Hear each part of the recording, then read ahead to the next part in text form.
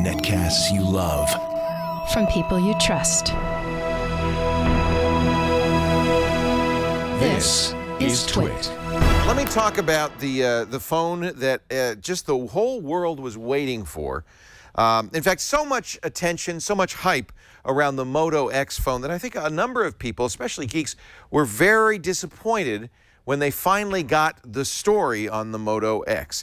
This is the first phone from Googlerola. I call it Googlerola. You know, Google bought Motorola for $12.5 million about a year and a half, 2 years ago. The deal finally closed about a year ago. And finally, after all that time, this is the first phone to come out of that union. There have been other phones. In fact, Motorola announced phones just a couple of weeks ago, new Droids, but those were already in the pipeline. This Moto X is the first. Now, let me talk a little bit about what makes it unusual. It isn't the specs. In fact, if you look at the specs, they're kind of unremarkable.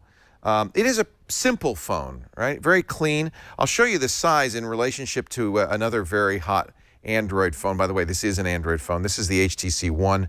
HTC One also 4.7-inch screen, but it's both thicker, taller, and wider than the Moto X. That's because they were able to get this Moto X into the phone, the big screen, without, it goes almost all the way to the edges of the bezel. It isn't quite the high resolution, I'm sorry to say, that the HTC One is. It's a little bit disappointing in resolution. It's only a 720p phone, 1280 by 720. Now, I should point out that's 316 pixels per inch, just 10 pixels per inch fewer than the iPhone 5. So in every way, you could call this, Apple uses the term retina, but you could call this a very high-res display. But I think there's some geeks who say, well, 4.7 inches, it should be 1080p like the HTC One. It doesn't bother me. And one of the reasons Motorola made this choice, but there are really two reasons. One's for better battery life, the other is for better performance. It is a dual-core processor. It's actually a larger than a processor. It's the X8 system, which includes dual-core ARM processors running at 1.4 gigahertz, 4 GPUs. These are Adreno 320 GPUs, very fast GPUs. You can see what they prioritize based on this. And there are 2 dedicated Motorola-designed DSP chips in here, which do artificial language, natural language interpretation. They're the always-on listening chips, and they give this phone some very interesting software features. I'm going to get to the software in a minute because really that's the most important part of the phone. But just to finish the hardware specs, a 10-megapixel rear camera, 2-megapixel front-facing camera. It comes with Android 4.2.2, not the latest Android. That was a little bit of a disappointment, but Google and Motorola assure us they will get the newest Android very quickly. And I'm not surprised because if you look at this phone, it is very much a pure experience. Gone are Motorola's long-hated blur.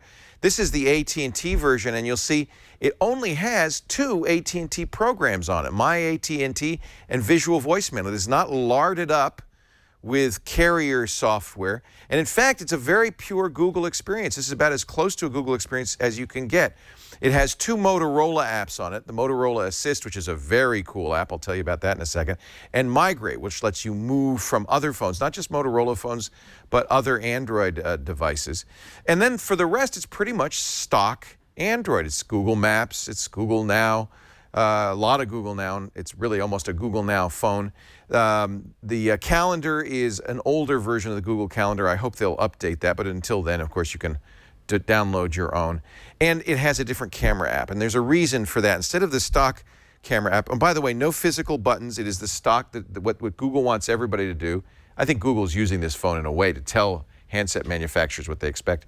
It uses the soft buttons that are typical of modern Android installations. In fact, the only buttons on this are the power button and an up and down rockers for the volume, and that's about it. It's, I think, a very nice design, all plastic but very clean.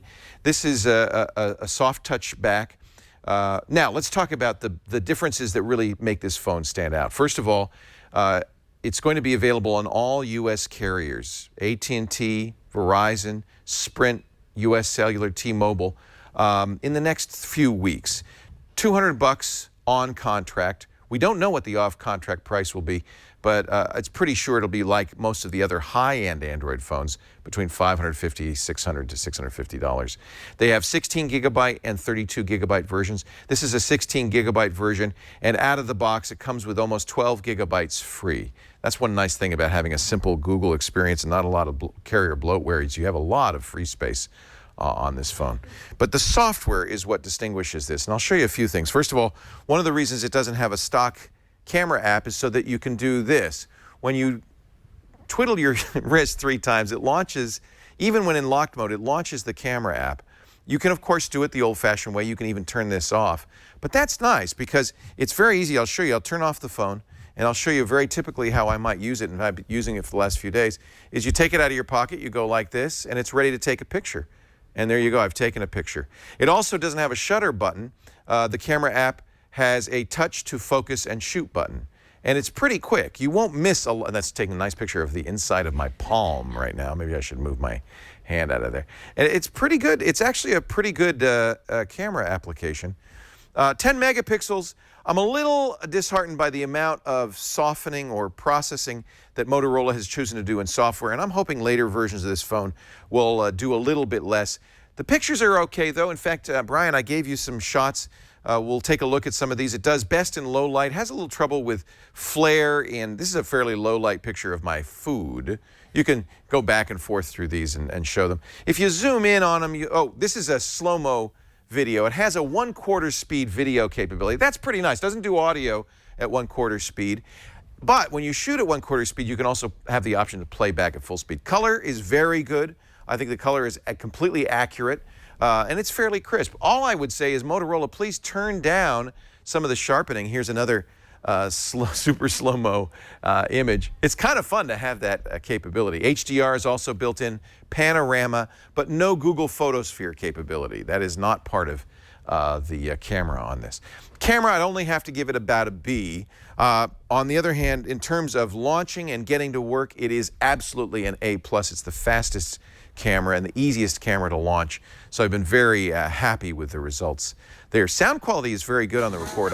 I recorded a very loud band, not this one, but another very loud band sitting right next to the speakers, and it was able to give me good audio recording.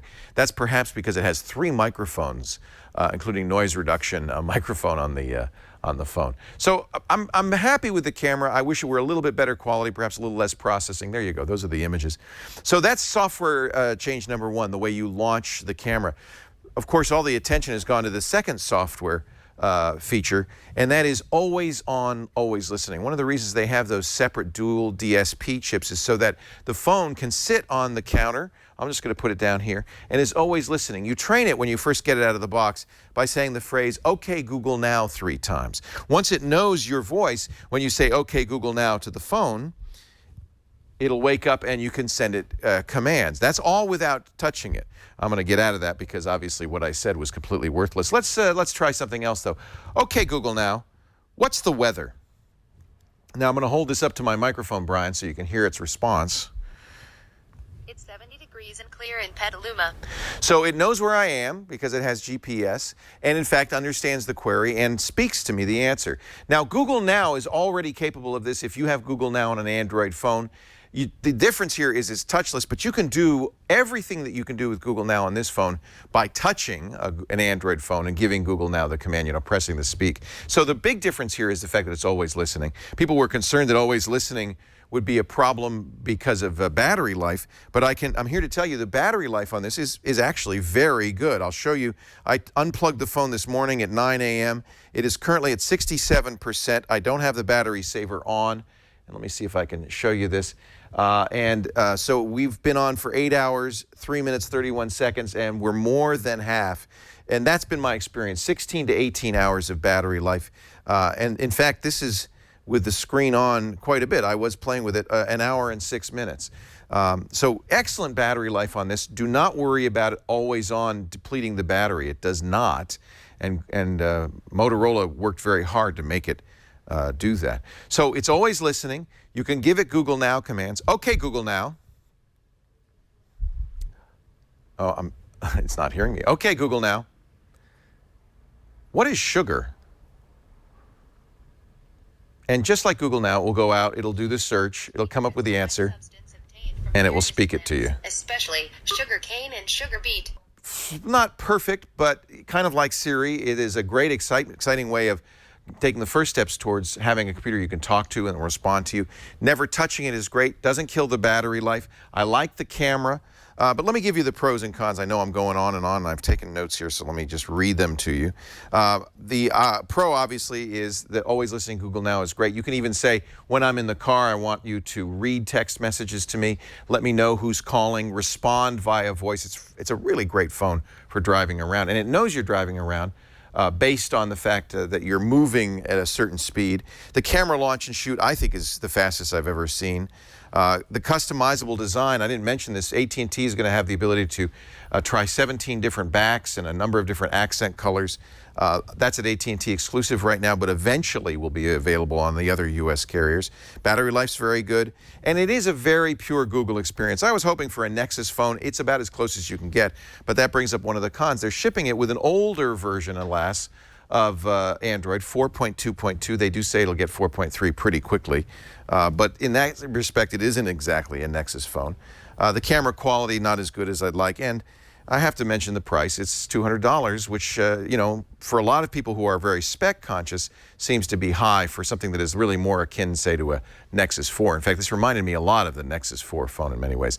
Another negative, of course, no removable SD storage and no removable battery. I think that's becoming less of an issue. I wish it had Qi charging, the wireless charging the Nexus device has. Does not, and I think that's because they wanted to have as much room as possible for a battery in here. It is, on balance, though, a competent, really competent, very nice phone. One more negative for our international viewers, North America only. It will not come out at all, as far as we know, around the world. Motorola says we have something different for you in other nations. I'm going to give it a definite buy when you compare it to the HTC One, the Galaxy S4, an upcoming unknown iPhone 5. It is in that category. If you're heavily into Google Now or you want a pure Google experience, I think that's a very strong recommendation for this. And I have to say, one of the things that makes this phone desirable is how it feels in your hand. And until you've held it and used it for a while, it's hard to appreciate really how good this phone is. This is a phone that Motorola very clearly has designed not for the spec, you know, fanciers, but for people who want a functional phone, a phone that does things that is useful. I've really just scratched the surface of what this phone can do. There's a lot more, but I've run out of time. So there you go. In my opinion, a definite buy. In fact, I will buy one when I can a little later this month.